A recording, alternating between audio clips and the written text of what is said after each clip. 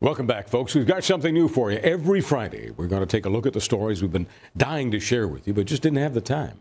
The unusual, the shocking, the hilarious, the true head-scratcher kinds of stories that can only be summarized in our new weekly update.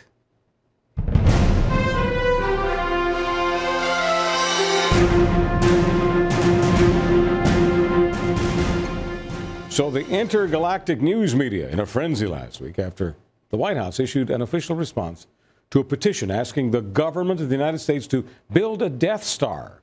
The petition urged that the space structure made famous by George Lucas's Star Wars trilogy be built by the year 2016. Unfortunately, for film fanatics and others concerned about America's national defense, the Force was not with them on this one. The Obama administration denied the request, stating, and I quote, "The administration does not support blowing up planets," as well as an even more convincing argument.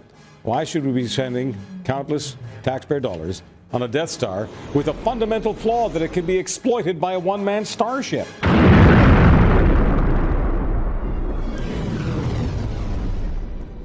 Death Star, Obamacare, I can't see the destructive difference, can you? What's a few trillion more?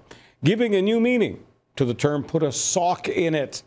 Men and women serving in the Russian army, the new Russian Red Sox, will now be forced to wear socks as part of the uniform. Until now, Kremlin forces have relied on wrapping a cloth around their feet before putting on the boots, the practice known as portienki. It's been a signature of the Russian army since the 16th century. As seen here, the cloth is twirled around the foot in order to bind it. But in the spirit of modernization, the Russians have decided that socks are the way of the future. Warm socks for the troops. Is this finally the end of the Cold War? Okay, soon it will no longer be illegal to call a police horse gay in Britain. A law barring insulting speech will be done away with in a victory for free speech advocates. The law's usage has been a major source of controversy of late. A few years ago, a student was arrested for violating the law. His crime? Saying to a mounted police officer in Britain, "Excuse me, do you realize your horse is gay?" Creating a push for the UK's own HRC, Horse Rights Council. While in yet another case, a young man was fined for saying "woof" to a police dog. How insulting. One might suggest the police are barking mad for charging people over something like this. As for our animal friends, it remains unclear as to whether we will see a rise in horse and dog insults by getting rid of the law. But hey, there's always counseling. Speaking of which, a teacher with a phobia of kids, that's right, she's frightened of kids, teacher suing her school district. Maria Walther Willard, former Cincinnati high school teacher, transferred to a middle school in 2009 where she claims these younger students triggered her phobia of young students and eventually forced her to retire early. She maintains that her phobia is covered by the Americans with Disabilities Act and that she has suffered from it since 1991. According to the lawsuit, her move to the preteen classroom has caused her severe mental anguish. How tragic. The school district, meanwhile, says that Willard wants money. It's about money. Either way, after 30-plus years of service, it's clear this teacher's passion is to educate young minds as long as she doesn't have to go near them. Have you been following the gun debate? Lady Gaga wants to show you her guns. The music superstar made headlines recently after she appeared on stage in Vancouver wearing a bra with plastic machine guns attached to it.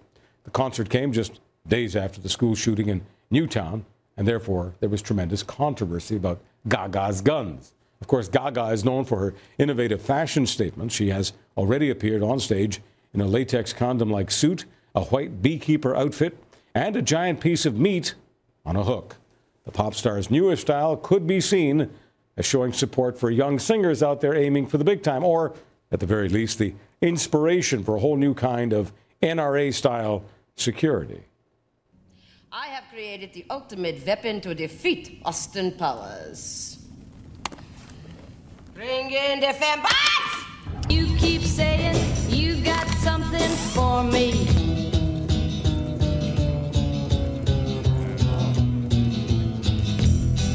Are you ready, Boots?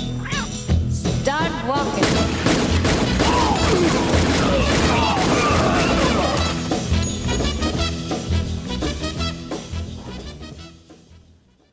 Folks, the only way to protect us from bad girls with guns are good girls with guns. Lady Gaga if we could, Adler Nation would honor you with our own 21-gun salute. And that, folks, is the weekly update.